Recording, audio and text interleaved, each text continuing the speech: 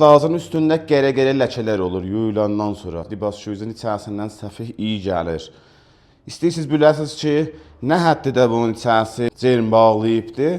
Bir dənə bu çıraq yandıracaqsınız. Tutarsınız bu suraqla, gedəcəksiniz yaxına. Baxın bir, bu suraqdan təqribən müşəxxəsdir ki, nə həddidədir. İndi bu libas şüyü müşəxxəsdir ki, çox kəsifdir. İndi mən bu libas şüyünün içərisini açıram. Baxaq görək nə həddidədir. Baxın bu qabaq tərəfidir. Bu həddidə.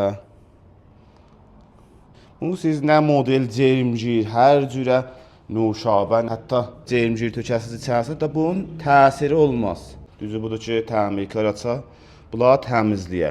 Təmizləyəndən sonra hər 30 seyki vurursunuz libas şüyü, hər 40 seyki vurursunuz. Ondan sonra bir bəsdə cərmgir saat yanından aşağı işlətməyin, təxliyəsini tez-tez təmizləyin. Əgər istis eləyirsiniz ki, pomp təxliyə zərf boşaldır, o qisməti də təmir eləyin. Bir daha da ki, budur ki, təxliyə şilankıza heç vaxt təbdil vurub uzatmayın, 2 metr olsun. Aparıb bağlamayın, sinki zərf şüyüdə o ağzı balacələşsin. Libas şüyü bu günə qalmaz.